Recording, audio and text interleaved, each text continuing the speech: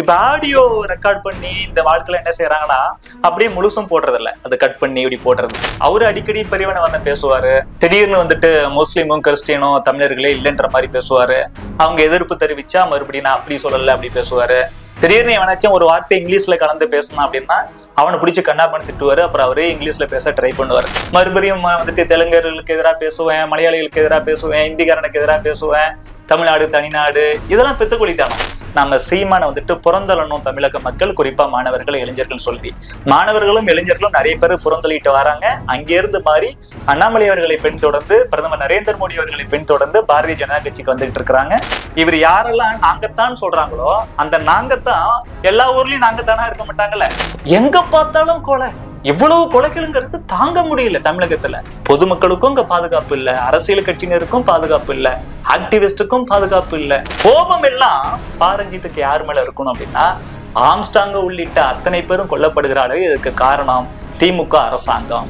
அவங்க ஒழுங்கா ஆட்சி பண்ணல சொல்லி முழுசா அவங்கள குறை சொல்லணும், அவங்கள விமர்சனம் பண்ணணும், அவங்கள ரிசைன் பண்ண வைக்கணும்.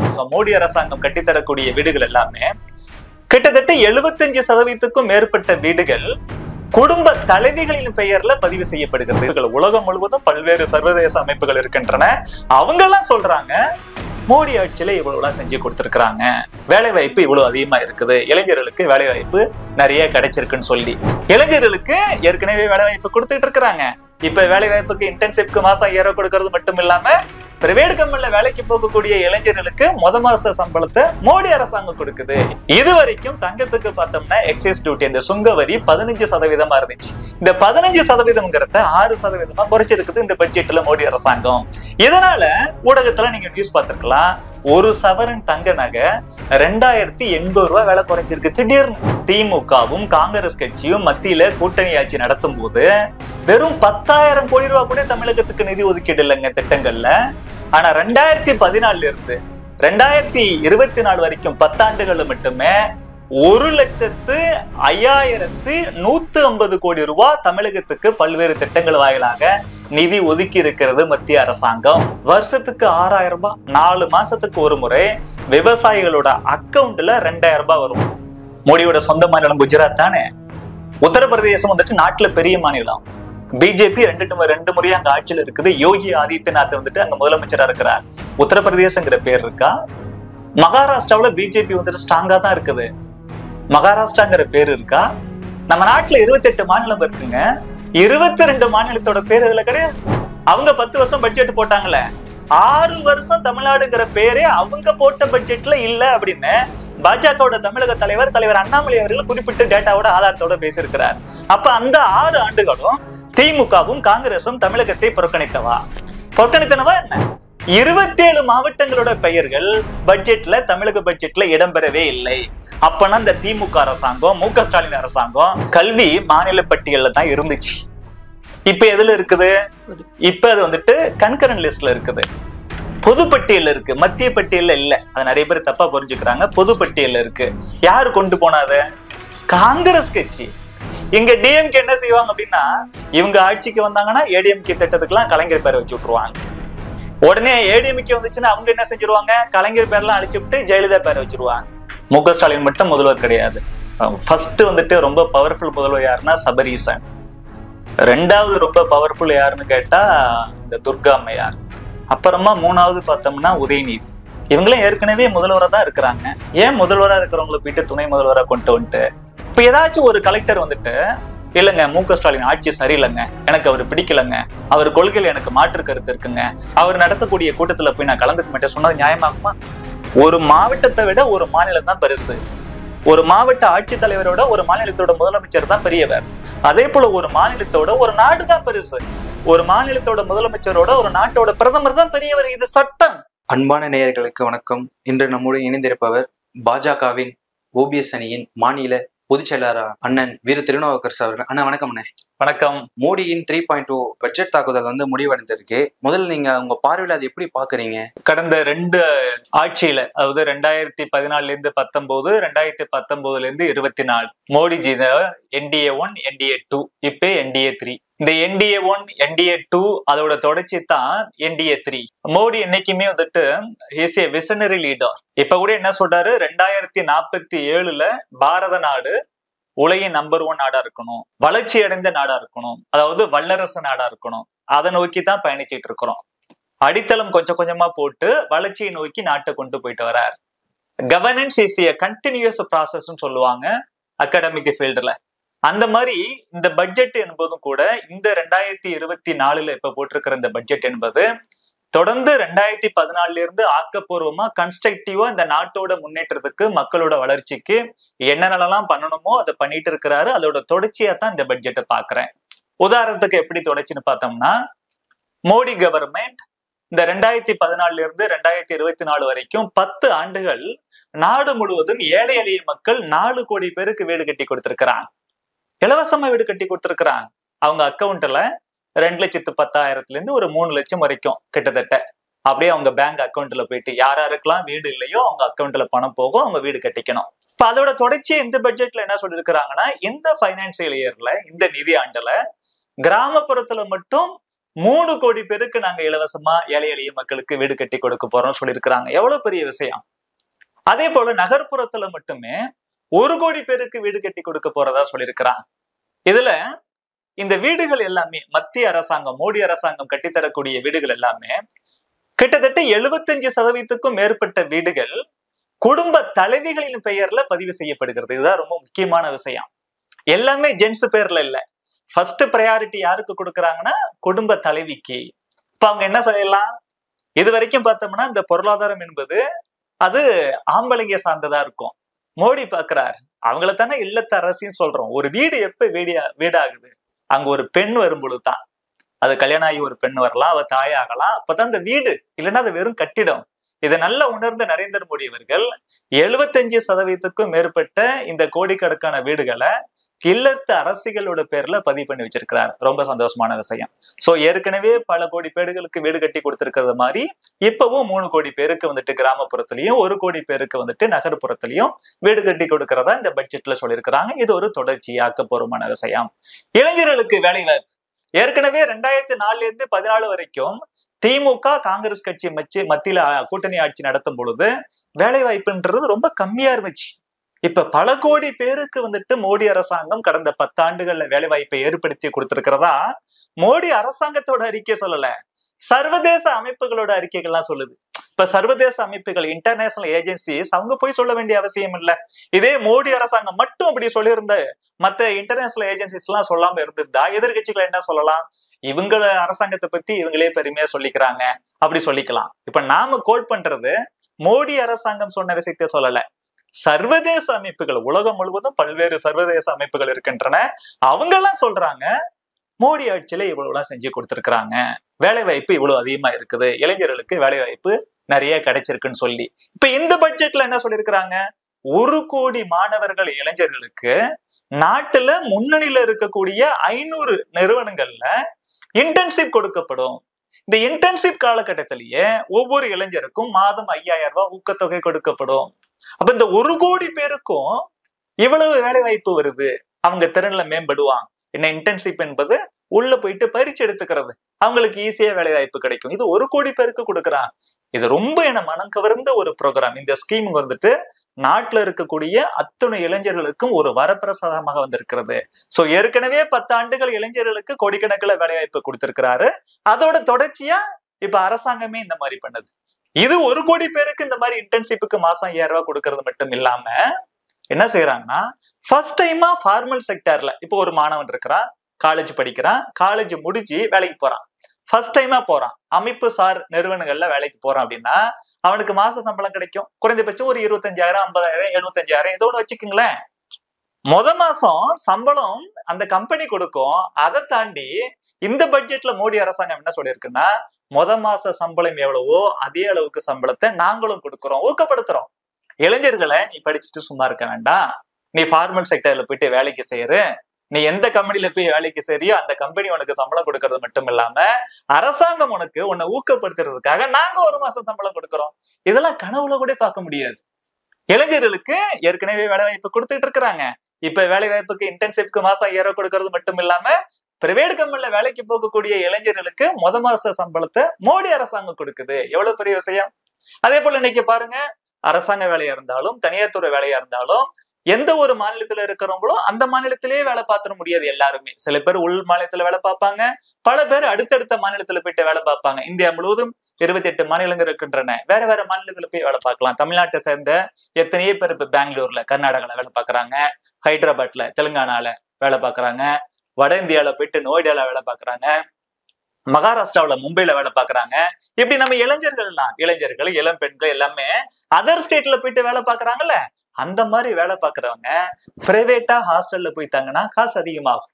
மாசம் சம்பளத்துல ஒரு பகுதி அதுக்கே கொடுக்கணும். இப்ப மோடி அரசாங்கம் என்ன செஞ்சிருக்கு அப்படின்னா, பப்ளிக் பிரைவேட் பார்ட்னர்ஷிப்ங்கிற கான்செப்ட்ல அரசாங்கமே என்ன செய்யுதுன்னா, வேலை பார்க்கக்கூடிய இளைஞர்களுக்கும் இளப்பெண்களுக்கும் விடுதிகள் கட்டி கொடுக்க போகுது. இது எவ்வளவு பெரிய விஷயம். அப்ப படிக்கிறக்கும் போதே அவங்களுக்கு தேவையான விஷயத்தெல்லாம் செஞ்சு கொடுத்து, படிச்சு முடிச்சு வேலை வாய்ப்பு ஏற்படுத்தி கொடுத்து, நீ அதர் ஸ்டேட்ல போய் வேலை பார்த்தனா நீ தங்கறதுக்கு இடம் அரசாங்கமே குறைந்த விலையில குறைந்த செலவுல உன்னோட தேவைகள்லாம் பார்த்துக்கும், தங்கறதுக்கு இடம் கொடுக்கும். இதெல்லாம் வந்துட்டு ஒரு மிகப்பெரிய விஷயம்.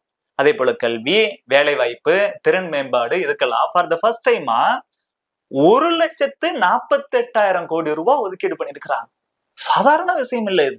இதனால என்ன ஆகும்? படிக்கக்கூடிய மாணவர்களுக்கு நிறைய வசதிகள் வரும். அவனோட திறன் மேம்படுத்துறதுக்கு பல்வேறு வகைகள் செய்யப்படும். அதே போல அவங்களுக்கு வேலை வாய்ப்பு எளிதில் கிடைப்பதற்கான வாய்ப்புகள் ஏற்படுத்தி கொடுக்கப்படும். இது எல்லாமே பாத்தீங்கன்னா நாட்டோட இளைஞர்களுக்கு, மாணவர்களுக்காக, ஏழை எளிய மக்களுக்கு, குறிப்பா பெண்களுக்கும் குழந்தைகளுக்கும் அவங்களோட நலனை முன்னிலைப்படுத்தி ஃபார் த ஃபர்ஸ்ட் டைமா இட் இஸ் அன்பிரசிடென்டட், இது வரைக்கும் நடந்ததே இல்லை, 3 லட்சம் கோடி ரூபாய் மத்திய அரசாங்கம் வந்துட்டு ஒதுக்கி இருக்கு நிதி இந்த பட்ஜெட்ல. இப்படி மாணவர்களா இருக்கட்டும், இளைஞர்களா இருக்கட்டும், பெண்களா இருக்கட்டும், ஏழை எளிய மக்களா இருக்கட்டும், எல்லா தரப்பு மக்களுக்கும் தேவையான பட்ஜெட்டாக இது அமைந்திருக்கிறது. நானே தனிப்பட்ட முறையில நிறைய பேர் என்கிட்ட கோரிக்கை வச்சிருக்கிறாங்க. மோடி சூப்பரா தான் அரசாங்கம் இந்த எலெக்ஷன் டைம்ல அப்படி வச்சா, நல்ல நிர்வாகம் பண்றாரு, 1 ரூபாய் கூட ஊழல் பண்றது இல்ல, காமராஜர் போன்ற பெருந்தலைவராக இருக்கிறார், ரொம்ப நெருப்பு போன்ற நேர்மையானவர், தூய்மையானவர். ஆனா அந்த தங்க வேலை கொஞ்சம் அதிகமா ஏறிட்டே இருக்கு. எங்களுக்கு தெரியுது சர்வதேச காரணிகள் தான் இதுக்கு காரணம். ஆனாலும் கூட இந்த தங்க விலையை குறைக்கிறதுக்கு ஏதாச்சும் பண்ணக்கூடாதா? நீங்களாம் கட்சியில இருக்கீங்களே, மோடி அரசாங்கத்திட்ட கொஞ்சம் சொல்ல வேண்டியதான சொல்லுவாங்க. இந்த பட்ஜெட்ல அது நடந்திருக்கு.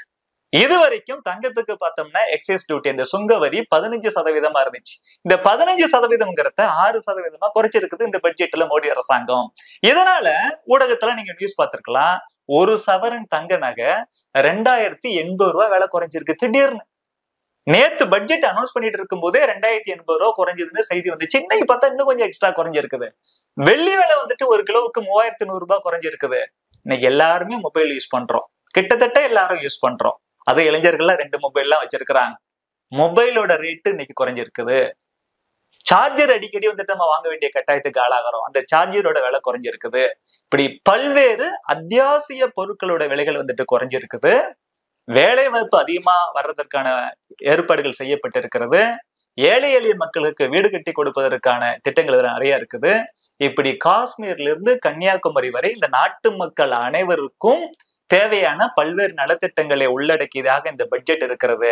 குறிப்பா முத்ரா ஸ்கீம்னு வரும் பொழுது, இன்னைக்கு ஒரு இளைஞர் இருக்கிறாரு, ஒரு வேலைக்கு போக விரும்பல, பிசினஸ் பண்ணதான் விரும்புறாரு அப்படின்னா, இதுக்கு முன்னெல்லாம் கடன் வாங்குறது கஷ்டமா இருக்கும். மோடி அரசாங்கம் வந்த அப்புறம் முத்ரா ஸ்கீம்னு கொண்டு வந்து பேங்க்ல போன 1 மணி நேரத்துக்குள்ள கரெக்டா 59 நிமிஷத்துல உங்களுக்கு லோன் கொடுக்கணும்னு சொல்லி, அந்த லோனோட உச்சவரம்பு முத்ரா ஸ்கீம்ல ஒரு இளைஞர் பிசினஸ் பண்றதுக்கு லோன் கேட்டாருன்னா 10 லட்சம் தான் அது வரைக்கும் கொடுக்கப்பட்டது.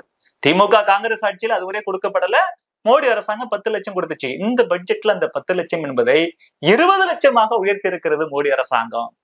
நாட்டிலேயே இது வரைக்கும் இந்த முத்ரா ஸ்கீம்ல நிறைய பயனடைந்தவர்கள், நிறைய லோன் வாங்கினவங்க யாருன்னா நிறைய பேரு தமிழகத்தை சார்ந்த இளைஞர்கள், இளம்பெண்கள், தமிழகத்தை சார்ந்த தொழில் முனைவோர்கள் தான். மற்ற ஸ்டேட்ல இல்லாத அளவுக்கு அதிகமான பேர் இந்த முத்ரா ஸ்கீம்ல லோன் வாங்கியிருக்கிறாங்க. இது வரைக்கும் அவங்க எல்லாம் 10 லட்சம் தான் அதிகபட்சம் வாங்க முடிஞ்சது. இப்ப 20 லட்சம் ஆகுது. இதனால பிசினஸ் பண்ணக்கூடிய தமிழக இளைஞர்கள், தொழில் முனைவோர்கள் எல்லோருக்குமே மிகப்பெரிய பயன் வரப்போகுது. அதே போல காலேஜ்ல படிக்கக்கூடிய ஸ்டூடெண்ட்ஸ், நான் ஹையர் இன்ஜினியரிங் படிக்கணுங்க, டாக்டர் படிக்கணுங்க, அவங்க எல்லாம் எஜுகேஷன் லோனு இது வரைக்கும் கம்மியா இருந்துச்சு. இப்ப மோடி அரசாங்கம் 10 லட்சம் வரைக்கும் கொடுக்கறதா சொல்லியிருக்கிறாங்க. இப்படி பல்வேறு திட்டங்கள் நாடு முழுவதும் இருக்கக்கூடிய எல்லோருக்கும் பயனளிக்கக்கூடிய திட்டங்களாக இருக்கின்றன. இதுல தமிழகத்தை சேர்ந்தவர்கள் நிறைய பேர் பயனடைய போகிறார்கள். அந்த வகையில இந்த பட்ஜெட்டை நான் முழு மனசோட வரவேற்கிறேன். ஆனா தொடர்ந்து பாத்தீங்கன்னா தமிழகத்துல நிறைய என்ன பேசப்படுதுன்னா, மோடி தமிழகத்திற்கு என்ன பண்ணியிருக்காரு அப்படின்னு தொடர்ந்து நிறைய விமர்சனம் வருதுனே. அதை பத்தி உங்க பார்வையில் எப்படி பாக்குறீங்க? மோடி என்ன பண்ணிருக்கிறார், இப்ப என்ன பண்ணிட்டு இருக்காரு, ரெண்டுமே முக்கியமான விஷயம். 2004 இருந்து 2014 வரைக்கும் திமுகவும் காங்கிரஸ் கட்சியும் மத்தியில கூட்டணி ஆட்சி நடத்தும் போது வெறும் 10,000 கோடி ரூபாய் கூட தமிழகத்துக்கு நிதி ஒதுக்கீடு இல்லைங்க திட்டங்கள்ல. ஆனா 2014 இருந்து 2024 வரைக்கும் 10 ஆண்டுகள் மட்டுமே 1,05,150 கோடி ரூபாய் தமிழகத்துக்கு பல்வேறு திட்டங்கள் வாயிலாக நிதி ஒதுக்கி இருக்கிறது மத்திய அரசாங்கம். தமிழ்நாட்டுக்கு மட்டுமே மெடிக்கல் காலேஜ் 14 மெடிக்கல் காலேஜ் கொடுத்திருக்கிறான். இந்திய அரசியல் வரலாற்றுல 1947 நம்ம சுதந்திரம் அடைஞ்சதுல இருந்து எந்த ஒரு அரசாங்கமும் தமிழகத்துக்கு ஒரே வருஷத்துல அத்தனை மெடிக்கல் காலேஜ் கொடுக்கப்படல. ஆனா இதெல்லாம் கொடுத்தது நரேந்திர மோடி அரசாங்கம். இப்ப கூட பாருங்க, இந்த ஆட்சியில 2024 ஆட்சிக்கு வந்தப்புறம் தமிழகத்துக்கு 4 மெடிக்கல் காலேஜுக்கான அந்த பர்மிஷன் கொடுத்திருக்குது. அதே போல நம்ம ஏற்கனவே சொன்ன மாதிரி முத்ரா திட்டமா இருக்கட்டும், இலவச வீடா இருக்கட்டும், எந்த ஒரு திட்டமா இருந்தாலும் தமிழகத்துக்கு நிறைய பேருக்கு வந்திருக்கு. நீங்க திமுக காங்கிரஸ் எல்லாம் மத்தியில ஆட்சி இருக்கும் போது விவசாயிகளுக்கு 1 ரூபாய் பணம் கொடுத்தாங்களா? கொடுக்கவே இல்லை. மோடி ஆட்சிக்கு வந்தப்பறம் என்ன பண்ணாரு? வருஷத்துக்கு 6,000 ரூபாய், 4 மாசத்துக்கு ஒரு முறை விவசாயிகளோட அக்கௌண்ட்ல 2,000 ரூபாய் வரும். நானும் தஞ்சாவூர் பக்கம் கிராமத்துல இருந்து வரங்கிறதுல எனக்கு நல்லா தெரியும். 4 மாசம் கழிச்சு விவசாயிகளும் போன் பண்ணி பேசிப்பாங்க, மோடி காசு வந்துருச்சா, மோடி காசு வந்துருச்சா அப்படிப்பா.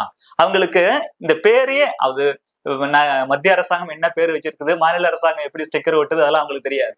ஸ்ட்ரெயிட்டா மோடி பண்ணணும்னு சொல்றாங்க.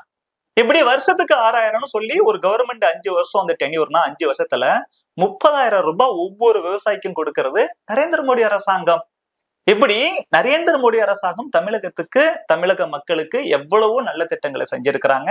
அதோட தொடர்ச்சியா இந்த பட்ஜெட்லயும் பார்த்தோம்னா பல்வேறு ஸ்கீம்ஸ் இருக்குது. இது நாடு முழுவதும் இந்த ஸ்கீம்ஸ், இந்த திட்டங்கள் எல்லாமே நாடு முழுவதும் உள்ள எல்லா மக்களுக்கும். அதுல இயல்பாவே அதிகப்படியான மக்கள் யார் பயனடைய போறாங்கன்னா தமிழகத்தை சார்ந்தவர்கள். இப்ப நான் சொன்னல, முத்ரா லோன்ல இது வரைக்கும் 10 லட்சம், இப்ப 20 லட்சம்னா முத்ரா லோன்ல அதிகமா லோன் வாங்கினவங்க தமிழர்கள். அப்படிங்கும்போது ஆட்டோமேட்டிக்கா பெனிஃபிட் யாரு? நமக்கு தானே. இப்ப உயர்கல்விக்கு 10 லட்சம் ரூபாய் லோன்னா ஏற்கனவே இங்க உயர்கல்வி படிக்கக்கூடிய மாணவர்கள் அதிகம். அப்ப இந்த லோன் யாருக்கு அதிகமா கிடைக்கும்? இவங்களுக்கு தான் கிடைக்கும். இவங்கதான் நிறைய காலேஜ் படிச்சுட்டு வராங்க, இன்ஜினியரிங் படிக்கிறாங்க, நிறைய வேற ஐடி இந்த மாதிரி எல்லாம் படிக்கிறாங்க, பாலிடெக்னிக் படிக்கிறாங்க. இப்ப வேலைக்கு போறாங்கன்னா இந்த ஃபர்ஸ்ட் டைம் வேலைக்கு போறவங்களுக்கு எல்லாம் 1 மாச சம்பளத்தை கவர்மெண்டே கொடுக்க போகுதுன்னா ஆட்டோமேட்டிக்கா இந்த பெனிஃபிட் தமிழக இளைஞர்களுக்கு வரப்போகுது.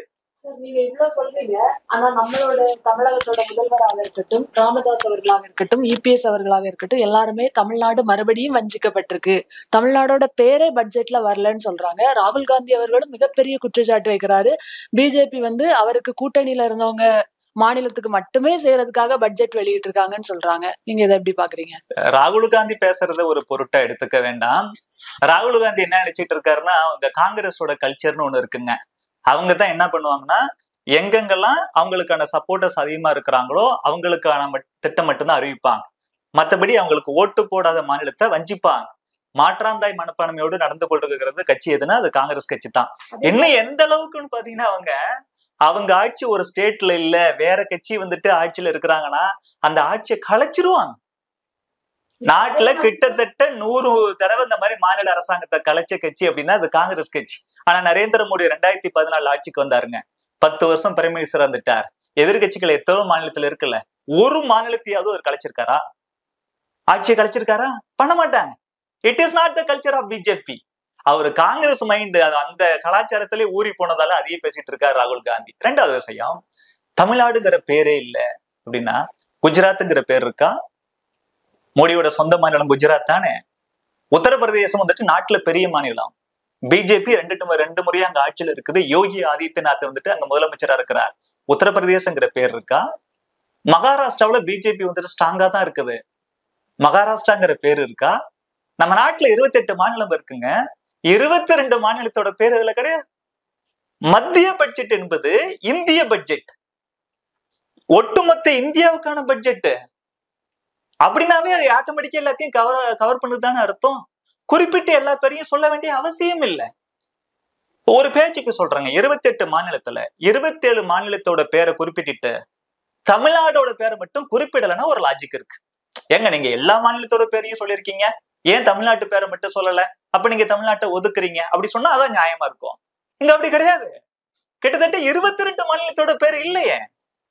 நம்ம பைனான்ஸ் மினிஸ்டர் அம்மா நிர்மலா சீதாராமன் அவர்கள் கிளியரா சொல்லியிருக்கிறாங்க, எங்க மகாராஷ்டிராங்கிற பேரும் இல்லைங்க, ஆனா மகாராஷ்டிராக்கான திட்டத்தையும் சேர்த்துதாங்க சொல்லியிருக்கிறோம். இப்ப நீங்க தங்க விலை குறைச்சிருக்கிறாங்களே, தமிழ்நாடுங்கிற பேர் இல்லைங்கிறதாக தமிழ்நாட்டுல மட்டும் இந்த விலை குறைப்பு வந்துட்டு அப்ளிகபிள் இல்லையா? 2080 ரூபா சவரன் குறைஞ்சது மத்த மாநிலத்துல மட்டும்தான், தமிழ்நாட்டுல இல்லைன்னா இருக்கு. இன்கம் டாக்ஸ் வந்துட்டு இது வரைக்கும் 2.5 லட்சம் வரைக்கும் தான் உங்களுக்கு டாக்ஸ் இல்ல. இப்ப அது 3 லட்சம் வரைக்கும் வரி கிடையாதுன்னு சொல்லி இந்த பட்ஜெட்ல மத்திய அரசாங்கம் சொல்லி இருக்குது. அப்ப தமிழ்நாட்டுல வேலை பார்க்கக்கூடியவங்களுக்கும் இந்த பயன் வந்து தானே சேரப்போகுது. 3 கோடி வீடு அப்படின்னா தமிழ்நாடுங்கிற பேர் இல்லைங்கிறதால அந்த வீடுலாம் தமிழ்நாட்டு ஏழை எளிய மக்களுக்கு வராதா? ஏற்கனவே உள்ளது மாதிரி இப்பவும் வரத்தான் போகுது. நீங்க ஏற்கனவே திமுக காங்கிரஸ் 2004 இருந்து 2014 வரைக்கும் மத்தியில ஆட்சியில் இருக்கும் பொழுது அவங்க 10 வருஷம் பட்ஜெட் போட்டாங்கல்ல, 6 வருஷம் தமிழ்நாடுங்கிற பேரே அவங்க போட்ட பட்ஜெட்ல இல்ல அப்படின்னு பாஜகவோட தமிழக தலைவர் அண்ணாமலை அவர்கள் குறிப்பிட்ட டேட்டாவோட ஆதாரத்தோட பேசியிருக்கிறார். அப்ப அந்த 6 ஆண்டுகளும் திமுகவும் காங்கிரசும் தமிழகத்தை புறக்கணித்தனவா என்ன? அப்படிலாம் கிடையாது. நாங்க அப்படி சொன்னோம் அன்னைக்கு, நாங்க அப்படி சொல்லல. ஏன்னா எங்களுக்கு தெரியும் பேரு இல்லைங்கிறதுக்காகவே திட்டம் இல்லைன்னு அர்த்தம் கிடையாதுங்க. எந்த ஒரு ஸ்டேட்டையும் ஒதுக்கவே முடியாது. இது ஏன்னா இந்தியாவுக்கான பட்ஜெட், சில மாநிலங்களுக்கு மட்டுமான பட்ஜெட் இல்ல. இன்னும் நீங்க தமிழகத்துல பாருங்க, இந்த பிப்ரவரி 2024 தமிழகத்துக்கான பட்ஜெட் போட்டாங்கல்ல, மு.க. ஸ்டாலின் அரசாங்கம் தான் போட்டுச்சு. தமிழகத்துல மொத்தம் எத்தனை மாவட்டம் இருக்கு? 39 மாவட்டங்கள் இருக்கின்றன. அந்த 39 மாவட்டங்களோட பெயர்களும் பட்ஜெட்ல இருந்துச்சா? இல்லையே. 27 மாவட்டங்களோட பெயர்கள் பட்ஜெட்ல, தமிழக பட்ஜெட்ல இடம்பெறவே இல்லை. அப்பனா இந்த திமுக அரசாங்கம், மு.க. ஸ்டாலின் அரசாங்கம் தமிழ்நாட்டுல இருக்கக்கூடிய 27 மாவட்டங்களை புறக்கணிக்குதுன்னு அர்த்தமா? அப்படின்னா நீங்க இப்படி சொல்லிக்கலாம், தமிழ்நாடுங்கிற பேர் இல்லைங்கிறதால நீங்க வந்துட்டு இந்த பட்ஜெட் மோடி அரசாங்கம் தமிழகத்தை புறக்கணிச்சிருச்சு அப்படி சொல்லிக்கலாம். ஒண்ணு இந்த ஸ்டாண்டுக்கு வாங்க, இல்லைன்னா உண்மையை புரிஞ்சுட்டு மக்கள்கிட்ட உண்மையை சொல்லுங்க. திமுகவுக்கு இதெல்லாம் தெரியுங்க. மு.க. ஸ்டாலினுக்கு மூளை இல்லைன்னா கூட ஓரளவுக்கு இந்த மாதிரி விஷயம்லாம் தெரியும். அதுக்காக இவர் உண்மையை சொல்லணும்னு அவசியம் இல்லை, ஏன்னா சொல்ல மாட்டார். திமுக எப்படியாச்சும் உணர்ச்சி தூண்டி விட்டுட்டு என்னமோ இந்த ஒட்டுமொத்த இந்தியாவே, மத்திய அரசாங்கமே, மோடிய பிஜேபியே தமிழ்நாட்டுக்கு எதிராக இருக்குங்கிற மாதிரி காமிச்சு விட்டுறணும் அப்படிங்கறது அவருடைய எண்ணம். என்னைக்குமே இந்த பிரிவினவாத எண்ணம், வெறுப்பு அரசியல், டேட்டா வச்சு இவங்களால பேச முடியாது. நான் சொல்றேன், இப்ப 3 கோடி வீட்டு கிராமப்புற வீடுகள்னா அது தமிழகத்துக்கு வருங்கிறேன், இல்லைன்னு மறுக்க சொல்லுங்க. நகர்ப்புறத்துக்கு 1 கோடி வீடுங்கிறேன், இல்லைன்னு மறுக்க சொல்லுங்க. 10 லட்சம் ரூபாய் எஜுகேஷன் லோனுங்கிறேன், தமிழ்நாட்டு மாணவர்களுக்கும் அது வருங்கிறேன், இல்லைன்னு சொல்லுங்க. முத்ரா வந்துட்டு பேங்க் லோன் வந்துட்டு 10 லட்சத்துல இருந்து 20 லட்சம் சொல்றேன். தமிழ்நாட்டுக்கு நீங்க தமிழ்நாடுங்கிற பேர் போடலைங்க, அதனால தமிழ்நாட்டுக்கு இது வராதுங்க சொல்லி மறுக்க சொல்லுங்க. 1 கோடி இளைஞர்களுக்கு வந்துட்டு இந்த மாதிரி ஸ்டைஃபண்டோட 5000 ரூபாய் ஸ்டைஃபண்டோட முன்னணி நிறுவனங்கள் 500 நிறுவனங்கள்ல வந்துட்டு இன்டர்ன்ஷிப்னு சொல்றேன், இல்லங்க நீங்க தமிழ்நாடுங்கிற பேரை குறிப்பிடலைங்க, அதனால தமிழ்நாட்டு இளைஞருக்கெல்லாம் வந்துட்டு வந்து சேராதுங்க அப்படி சொல்லி மறுத்து பாருங்க. மறுக்க முடியாது, ஏன்னா இதெல்லாம் மறுக்க முடியாத உண்மைகள். சார், இங்க தமிழ்நாட்டுல நிறைய கட்சிகள் வந்து கல்வி மாநில பட்டியலுக்கு வரணும்னு சொல்றாங்க. அதை நீங்க எப்படி பாக்குறீங்க? கல்வி வந்து மாநில பட்டியலுக்கு வரணும்ங்கிறது. முதல்ல இந்த வரலாற்றை முதல்ல பேசுவோம். கல்வி மாநில பட்டியல்ல தான் இருந்துச்சு. இப்ப எதுல இருக்குது? இப்ப அது வந்துட்டு கன்கரண்ட் லிஸ்ட்ல இருக்குது, பொது பட்டியல்ல இருக்கு, மத்திய பட்டியல்ல இல்ல. அது நிறைய பேர் தப்பா புரிஞ்சுக்கிறாங்க. பொது பட்டியல்ல இருக்கு. யாரு கொண்டு போனாத? காங்கிரஸ் கட்சி. எமர்ஜென்சி காலகட்டத்துல 1976ல 42வது அரசியலமைப்பு சட்ட திருத்தம் மூலமா காங்கிரஸ் கட்சி தான், இந்திரா காந்தி தான் மாநில பட்டியல்ல இருந்தத பொது பட்டியலுக்கு கொண்டு போயிட்டாங்க. கல்வி மட்டும் இல்லைங்க, கல்வி கூட மாநில பட்டியல்ல இருந்த 5 சப்ஜெக்ட்ஸ், அதுல கல்வி, forest, wild life and animal protection, இந்த மாதிரிலாம் வருது. 5 விஷயங்களை மாநில பட்டியல்ல இருந்து இந்த பொது பட்டியலுக்கு கொண்டு போனது காங்கிரஸ் கட்சி. அந்த காங்கிரஸ் கட்சியோட கூட்டணி வச்சுக்கிட்டு கல்வி மாநில பட்டியலுக்கு கொண்டு போனா என்ன அர்த்தம்? இப்ப மாநில பட்டியல்ல இருந்த கல்வியை நீ வந்துட்டு பொது பட்டியலுக்கு கொண்டு போயிட்ட, அதை மாநில பட்டியலுக்கு கொண்டு வர வரைக்கும் நான் உன் கூட கூட்டணி வைக்க மாட்டேன் சொல்லிருக்கணும் மு.க. ஸ்டாலின் டிஎம்கே. அதுக்கான தைரியம் இருக்கா? அதெல்லாம் கிடையாது. சரி, அவங்க தான் கொண்டு போயிட்டாங்க, நீங்க கொண்டு வாங்க. இது என்ன லாஜிக்? அண்ணல் அம்பேத்கர் அவர்கள் சொல்கிறார். அவர் தான் இந்திய அரசியலமைப்பு சட்டத்தை உருவாக்கி கொடுத்தார். அவர் சொல்றார், அடிக்கடிலாம் நீங்க கான்ஸ்டிடியூஷனை மாத்தக்கூடாது. அமெண்ட்மெண்ட்டுங்கிறது அரிதான காலகட்டங்கள்ல வேற வழியே இல்லைன்னா கொண்டு வரணும், உங்க இஷ்டத்துக்குலாம் மாத்தக்கூடாது. அவர் சொல்றாரு 1950 இந்திய அரசியலமைப்பு சட்டம் நடைமுறைக்கு வந்துச்சு. 1952 ஒரு 2 திருத்தம் செஞ்சு 3வது திருத்தம் அமெண்ட்மெண்ட் வரும் பொழுதே அண்ணல் அம்பேத்கர் சொல்றாரு, என்ன நினைச்சுக்கிட்டு இருக்கீங்க, நேரு காங்கிரஸ் அரசாங்கம் வந்துட்டு ஜஸ்ட் லைக் தட் வந்துட்டு அரசியலமைப்பு சட்டத்தை மாத்த முயற்சிக்குது, இது முறையற்றது அப்படி சொல்லி அண்ணல் அம்பேத்கர் அவர்கள் சொல்லுகிறார். அதனால காங்கிரஸ் அவர்கள் கொண்டு போயிச்சு மறுபடியும் வந்துட்டு நாங்க வந்துட்டு மாநில பட்டியலுக்கு கொண்டு வருவோம் அப்படின்னு இந்த அரசாங்கம் செஞ்சு நாளைக்கு எப்பயாச்சும் இன்னொரு 200-300 வருஷம் கழிச்சு என்னைக்காச்சும் காங்கிரஸ் கட்சி இருந்துச்சுன்னா ஆட்சிக்கு வர முயற்சி பண்ணுதுன்னா அவங்க ஆட்சிக்கு வந்த அப்புறம் மறுபடியும் வந்துட்டு இதை வந்துட்டு கன்கரண்ட் லிஸ்டுக்கு பொதுப்பட்டியலுக்கு கொண்டு போய் இது என்ன விளையாட்டே என்னது? Governance is not a child play. Just like தட்லாம் அதை பண்ண முடியாது. சோ கன்கரண்ட் லிஸ்ட்ல இருக்கிறத நீங்க அவ்வளவு சாதாரணமா ஸ்டேட் லிஸ்டுக்கு கொண்டு வர முடியாது. பொதுப்பட்டியல்ல ஒரு விஷயத்த கொண்டு போயிட்டாங்கன்னா அது அங்கத்தான் இருக்கும். மாநில பட்டியலுக்கு அவ்வளவு சாதாரணமா கொண்டு வர முடியாது. ஏன்னா அரசியலமைப்பு சட்டத்தை உங்க இஷ்டத்துக்குலாம் நீங்க மாத்திக்கிட்டு இருக்க முடியாது. அது நல்ல அப்ரோச் கிடையாது. இங்க டிஎம்கே என்ன செய்வாங்க அப்படின்னா, இவங்க ஆட்சிக்கு வந்தாங்கன்னா ஏடிஎம்கே திட்டத்துக்குலாம் கலைஞர் பேரை வச்சு விட்டுருவாங்க. உடனே ஏடிஎம்கே வந்துச்சுன்னா அவங்க என்ன செஞ்சிருவாங்க, கலைஞர் பேர்லாம் அழிச்சு விட்டு ஜெயலலிதா பேரை வச்சிருவாங்க. இது மாநிலத்துல வந்துட்டு இந்த மாதிரி டர்ட்டி பாலிடிக்ஸ் பண்ணிட்டு கிடப்பாங்க, வெறுப்பு அரசியல் பண்ணிட்டு கிடப்பாங்க. மத்தியில ஒட்டுமொத்த இந்தியாவுக்கு அப்படிலாம் பண்ண முடியாது. ஏன்னா இந்தியா லெவல்ல சட்டத்துல நீங்க ஒரு திருத்தம் கொண்டு வரீங்கன்னா உலகம் அளவுல எல்லாமே கவனிக்கப்படும். அது இந்தியாவில் என்ன பண்றாங்க, அதுவும் இன்னைக்கு மோடி இஸ் இன்டர்நேஷனல் லீடர், உலகமே ஒரு வாட்ச் பண்ணிட்டு இருக்குது. அப்ப எல்லாம் பார்ப்பாங்க, நிறைய கிரிட்டிசிசம் வரும். உங்க இஷ்டத்துக்குலாம் பண்ண முடியாது. இந்த தவறை செய்தது யாரு அப்படின்னா, இந்த விஷயத்தை இங்கேயே அங்க கொண்டு போனது காங்கிரஸ் கட்சி, அதுக்கு உடந்தையாக இருக்கிறது திமுகன்னு நான் குற்றம் சாட்டுறேன். உதயநிதி துணை முதல்வர் ஏன்னா வெளியே நிறைய பேசும் பொருளாயிட்டு இருக்கு அந்த வார்த்தை, அதை பத்தி உங்க கருத்து என்ன? முதல் எனக்கு தெரிஞ்சு இப்ப வந்துட்டு முதல்வரே 2-3 பேர் இருக்கிறாங்க. மு.க. ஸ்டாலின் மட்டும் முதல்வர் கிடையாது. ஃபர்ஸ்ட் வந்துட்டு ரொம்ப பவர்ஃபுல் முதல்வர் யாருன்னா சபரீசன். 2வது ரொம்ப பவர்ஃபுல் யாருன்னு கேட்டா இந்த துர்கா அம்மையார். அப்புறமா 3வது பார்த்தோம்னா உதயநிதி. இவங்களும் ஏற்கனவே முதல்வராக தான் இருக்கிறாங்க.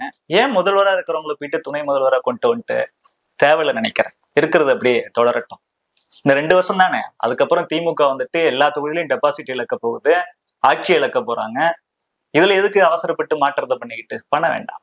நிதி ஆயோக் கூட்டத்துல முதல்வர் அவர்கள் பங்கேற்க போவதில்லைன்னு சொல்லியிருக்காங்க. அதை நீங்க எப்படி பாக்குறீங்க? இந்த ஏட்டிக்கு போட்டு அரசியல் பண்றதே திமுக வந்துட்டு இந்த மாதிரி வச்சிருக்குது. குறிப்பா மு.க. ஸ்டாலின் தலைமையிலான திமுக அந்த அரசாங்கம் இப்படி பண்ணுது. கருணாநிதி முதலமைச்சரா இருந்தாருன்னா இப்ப இருந்தாருன்னா இப்படி பண்ண மாட்டார். கருணாநிதி அவர்களோட கொள்கையில நமக்கு 1008 விமர்சனம் இருக்குது. அவர் வந்துட்டு நிறைய கொள்ளடிச்சு அவங்க குடும்பத்தை மட்டும் நல்லா வளர்ச்சி அடைய வச்சுட்டாரு, தமிழகத்தை வந்துட்டு பின்தங்க வச்சுட்டாரு. இந்த மாதிரி விமர்சனம் நிறைய உண்டு. ஆனா ஒரு முதலமைச்சரா இருந்தாருன்னா பொறுப்போட நடந்துப்பார். மத்திய அரசாங்கத்து கூட அவங்க நடத்தக்கூடிய கூட்டங்கள்ல, மத்திய அமைப்புகள் இருக்குல்ல, அவங்க நடத்தக்கூடிய கூட்டங்கள்ல போய் கலந்துகிட்டு எங்க மாநிலத்துக்கு என்னெல்லாம் வேணும்னு சொல்லி கேட்பார். ஒரு முதலமைச்சர் ஓரளவுக்கு விவரமான விவேகமான முதலமைச்சர்னா அப்படித்தான் பண்ணணும். நிதி ஆயோக் கூட்டத்துல இந்தியாவோட பிரதமர் கலந்துக்கிறார், முக்கியமான அதிகாரிகள்லாம் கலந்துப்பாங்க. இந்தியாவில இருக்கக்கூடிய அத்தனை மாநிலங்களோட முதலமைச்சர்களும் கலந்துப்பாங்க.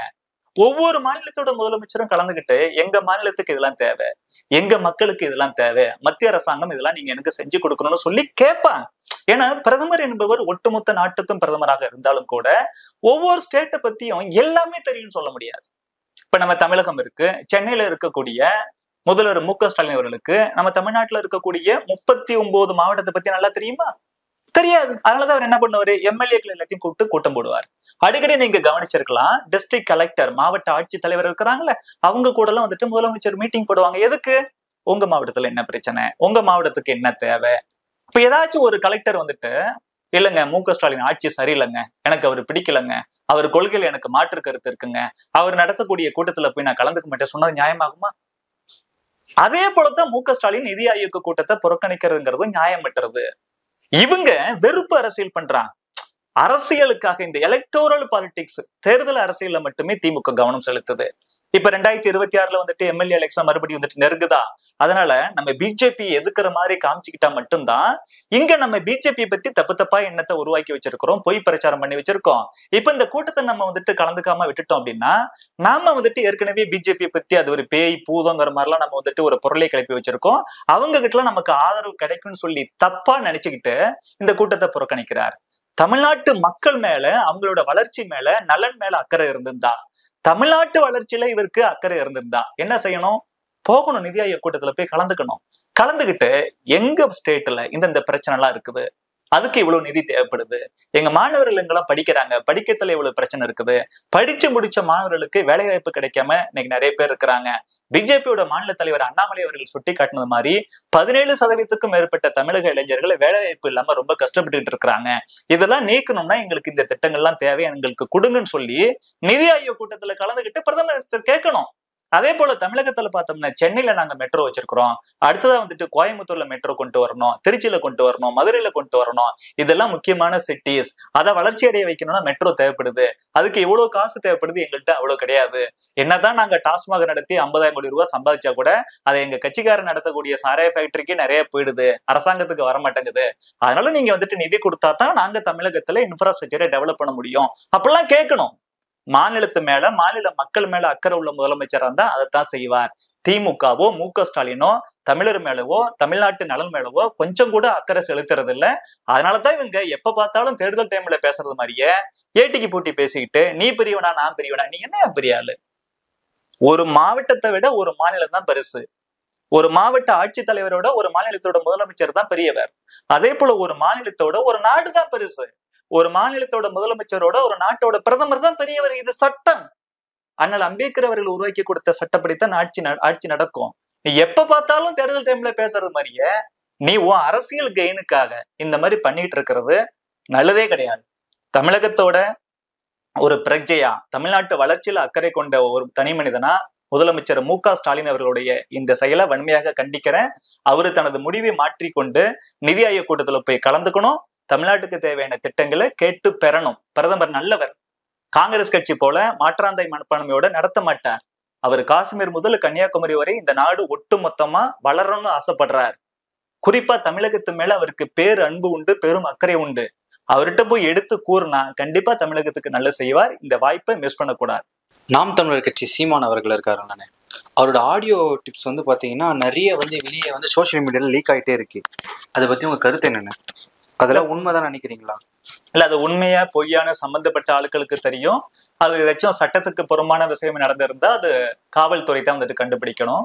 ஆனா பொதுவாவே தனிப்பட்ட முறையில பேசிக்கிற ஒரு விஷயத்த பொது வழியில இந்த மாதிரி பகிர்வது நாகரிகம் இல்லை, அது முறையல்ல. எதிரியா இருந்தா கூட அதுலயும் ஒரு தர்மம் இருக்கணும். நம்ம நாடுங்கிறது யுத்தத்திலேயே தர்மம் வச்சிருந்தோம், அதனால யுத்த தர்மம்னு சொல்லுவோம். நீங்க சூரிய அஸ்தமனத்துக்கு அப்புறம் சண்டை போடக்கூடாது, ஆயுதம் இல்லாம வரக்கூடிய ஆட்கள்கிட்ட நம்ம சண்டை போடக்கூடாது, பெண்கள் இவங்க பெரியவங்க இவங்க கூட எல்லாம் குழந்தைங்க இவங்க எல்லாம் சண்டையில ஈடுபடுத்தக்கூடாது. இப்படி யுத்தத்திலேயே போர்லயே ஒரு தர்மத்தை, ஒரு நல்ல நடைமுறையை, ஒரு நாகரீகமான நடைமுறையை கடைபிடிச்ச நாடு நம்ம பாரத நாடு, நம்ம தமிழகம். ஆனா அப்படிப்பட்ட இடத்துல இன்னைக்கு பொது வழக்குல இருக்கிற நிறைய பேரோட அந்த பர்சனலான விஷயத்த ஜஸ்ட் லைக் தட் ரொம்ப ஃபன்னா ஜாலியா சில விஷயம் போன்ல பேசியிருப்பாங்க. அதெல்லாம் விளையாட்டுக்கு கூட பேசிருக்கலாம், சில விஷயம் இல்ல வேற விஷயங்களுக்காக பேசலாம். இப்ப ஆடியோ ரெக்கார்ட் பண்ணி இந்த வாழ்க்கையில என்ன செய்யறாங்கன்னா அப்படியே முழுசும் போடுறது இல்ல, அதை கட் பண்ணி இப்படி போடுறது. நான் பொதுவாவே இந்த ரெக்கார்ட் பண்ற விஷயத்தையும் அதை வெளியிடுற விஷயத்தையும் வெறுக்கிறேன். அதெல்லாம் நாகரிகமற்ற அநாகரிகமான மனிதர்கள் செய்யக்கூடிய விஷயம். இது ஒரு பொதுவான விஷயம். ரெண்டாவது பார்த்தோம்னா சீமான விஷயத்துல அவர் கொள்கை அளவிலே எந்த கொள்கையும் இல்லாதவர். ஒரு சில விஷயத்த மட்டும் தொடர்ந்து பேசுறாரு, அதெல்லாம் நாகரிகமற்றதா இருக்கு. ஒரு லீடர் என்பவன் கொஞ்சம் பரந்த மனசு கொண்ட ஆளா இருக்கணும். தாய் உள்ளம் கொள்ளாத ஒரு மனிதன் தலைவனாக இருக்கக்கூடாது. அவங்கதான் சொசைட்டியை வழி நடத்துறாங்க. அவரு அடிக்கடி பெரியவனவாதம் பேசுவாரு, திடீர்னு முஸ்லீமும் கிறிஸ்டியனும் தமிழர்களே இல்லைன்ற மாதிரி பேசுவாரு. அவங்க எதிர்ப்பு தெரிவிச்சா மறுபடியும் நான் அப்படி சொல்லல அப்படி பேசுவாரு. திடீர்னு எவனாச்சும் ஒரு வார்த்தை இங்கிலீஷ்ல கலந்து பேசணும் அப்படின்னா அவனை பிடிச்சி கண்ணாப்பண்ணி திட்டுவாரு. அப்புறம் அவரே இங்கிலீஷ்ல பேச ட்ரை பண்ணுவாரு. அதுவும் அண்ணன் சீமான் பேசுற இங்கிலீஷை பார்த்தாலும் நமக்கே சிரிப்பா இருக்கும். இங்கிலீஷ் தெரியலன்னா நீங்க முட்டாள்னு அர்த்தம் கிடையாது, இன்ஃபீரியரா ஃபீல் பண்ண வேண்டிய அவசியம் இல்லை, நம்ம மொழி கிடையாது. ஆனா அதை அதை ஏன் நானும் இங்கிலீஷ் பேசுறேங்கிற அடிப்படையில் அதை அப்படி இப்படி பேசிக்கிட்டு ஒண்ணு ஆங்கில வார்த்தைகளை பயன்படுத்துறது தவறுனா நீங்களும் பயன்படுத்தக்கூடாது. அடுத்தவன் பயன்படுத்தும் போது திட்டுறது, அவனை கலாய்க்கிறது, இவர் மட்டும் அப்புறம் பயன்படுத்துறது, இந்த மாதிரி பல்வேறு விஷயத்துல மாத்தி மாத்தி பேசுவார். தமிழர்கள்லாம் வேறம்பாரு. நாடு நாகரிகம் அடைஞ்சிருக்கு, உலகம் எங்கேயோ வளர்ந்துகிட்டு போகுது. உலகமே இன்னைக்கு ஒரு ஸ்மால் வில்லேஜ் மாதிரி ஆயிடுச்சு. இப்படி பரந்த மனப்பான்மை கொண்டு இருக்காமல் மறுபடியும் தெலுங்கர்களுக்கு எதிராக பேசுவேன், மலையாளிகளுக்கு எதிராக பேசுவேன், இந்திக்காரனுக்கு எதிராக பேசுவேன், தமிழ்நாடு தனிநாடு, இதெல்லாம் பித்துக்குளித்தானோ. அதனாலதான் இளைஞர்கள் இன்னைக்கு வந்துட்டு இல்ல சீமான் பேசுறதெல்லாம் சரியில்லைன்னு புரிஞ்சுக்கிட்டு சீமானை விட்டு விலகி வராங்க. அதுவும் குறிப்பா தலைவர் அண்ணாமலை அவர்கள் அரசியலுக்கு வந்தப்புறம் எல்லா விஷயத்தையும் டேட்டாவோட பேசுறாரு, அறிவுபூர்வமா ரொம்ப ஆணித்தரமா பேசுறாரு. சீமான் வந்துட்டு சினிமால டைலாக் பேசுற மாதிரியே ஜஸ்ட் லைக் தட் பேசுவார். இப்ப அண்ணாமலை போன்ற ஒரு எல்லா விஷயத்தையும் ஆணித்தரமா அறிவுபூர்வமா எடுத்து வைக்காத ஒரு அரசியல் சூழ்நிலையில சீமான் பேசுற இந்த கவர்ச்சிகரமான வார்த்தைகள் அது பொய் தான் இருக்கும். சினிமாக்காரங்களுக்கு என்னைக்குமே கொஞ்சம் அட்ராக்டிவா பேச தெரியும். ஏன்னா அவங்க இந்த சினிமாங்கிறது ஒரு கலை சம்பந்தப்பட்ட விஷயம்.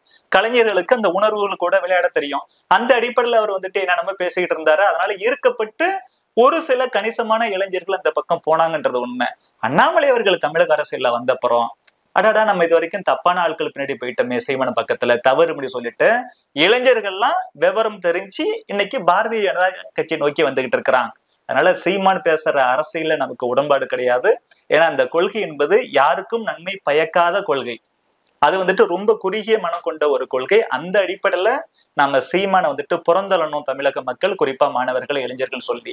மாணவர்களும் இளைஞர்களும் நிறைய பேர் புறந்தள்ளிட்டு வராங்க. அங்கிருந்து மாறி அண்ணாமலை அவர்களை பின்தொடர்ந்து பிரதமர் நரேந்திர மோடி அவர்களை பின்தொடர்ந்து பாரதிய ஜனதா கட்சிக்கு வந்துட்டு இருக்கிறாங்க. இது நல்ல விஷயம்தான். மற்றபடி ஆடியோ விஷயத்துல அது சீமானுக்கு நல்ல, யாருக்கு நடந்தாலும் அது தவறு. அந்த மாதிரி பண்ணக்கூடாது. ஆனா இயக்குனர் ப. ரஞ்சித் அவர்கள் ஆம்ஸ்டாங்கின் படுகொலையை கண்டித்து வந்து பாத்தீங்கன்னா ஒரு பேரணி நடத்தி இருந்தாரு. அந்த பேரணியில வந்து பாத்தீங்கன்னா மெட்ராஸ்னாலே நாங்க தான் அப்படின்னு வந்து ஒரு சொல்லியிருக்காரு. அதை நீங்க எப்படி பாக்குறீங்க? மெட்ராஸ் அப்ப நாங்களாம் யாரு? மெட்ராஸ்னாவே நம்ம எல்லாரும் தான். தமிழ்நாடுனாவே நம்ம எல்லாரும் தான். இந்தியானாவே நம்ம எல்லாரும் தான். நாம எல்லாம் இந்தியாவில இருக்கிறோம், நாம எல்லாம் தமிழகத்துல இருக்கிறோம், நாம எல்லாம் மெட்ராஸ்ல இருக்கிறோம், தஞ்சாவூர்ல இருக்கிறோம், கோயம்புத்தூர்ல இருக்கிறோம். இது எல்லாமே நம்மளுது. இது நம்ம பூமி, நம்ம மக்கள் எல்லாம் ஒண்ணு. மறுபடியும் மக்கள் மத்தியில வந்துட்டு பிரிவினைவாதத்தை எந்த வகையிலும் உண்டு பண்ணக்கூடாது. மாநிலத்தின் அடிப்படையில பண்ணக்கூடாது, மதத்தின் அடிப்படையில பண்ணக்கூடாது, மொழியின் அடிப்படையில பண்ணக்கூடாது, ஜாதியின் அடிப்படையில பண்ணக்கூடாது, எந்த அடிப்படையிலயும் பண்ணக்கூடாது. அப்புறம் இங்க நாங்க தான் ஒரு 4 பேர் எக்ஸ்ட்ரா அதிகமா இருக்குங்கிறதுக்காக நாங்க தான் சொன்னா, இப்ப மத்த ஊர்ல அவர் யாரு அப்படி சொல்றாருன்னு தெரியல. நாங்க தான் சொல்லி ஒருவேளை நாங்க தான் சினிமாக்காரங்க தான், மெட்ராஸ்னாவே நாங்க சினிமாக்காரங்க தான் அப்படி சொல்றாருன்னு எனக்கு தெரியல எனக்கு. இப்ப மத்த ஊர்ல அவங்க கம்மியா இருப்பாங்கல்ல. இவர் யாரெல்லாம் நாங்கத்தான் சொல்றாங்களோ அந்த நாங்கத்தான் எல்லா ஊர்லயும் நாங்கத்தானா இருக்க மாட்டாங்கல்ல, அவங்க கீழே இருப்பாங்கல்ல. அங்க எவனாச்சும் நாங்கத்தான் சொன்னா யாரு பாதிக்கப்படுவா? அப்படிலாம் இருக்கக்கூடாது.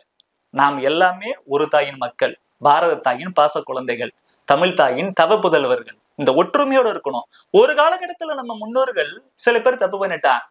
அப்ப இன்னைக்கு பல்வேறு அடிப்படையில வந்துட்டு பிரிஞ்சிருந்தான். அதெல்லாம் தவறுன்னு தானே இப்ப நம்ம சொல்லிட்டு இருக்கிறோம். அண்ணல் அம்பேத்கர், காந்திஜி, விவேகானந்தர், வீர சாவர்கர், இங்க காமராஜர், தேவர், வஉசி, பாரதியார் இப்படி போன்ற மிகப்பெரிய தேசிய தலைவர்கள் எல்லாமே நம்மளை ஒன்றுபடுத்தத்தானே அவ்வளவு பாடுபட்டாங்க, தங்களோட வாழ்க்கையை தியாகம் பண்ணாங்க. அதுல இருந்தெல்லாம் பாடம் கத்துக்கிட்டு நம்ம எல்லாம் ஒண்ணுன்னு சொல்லணும்.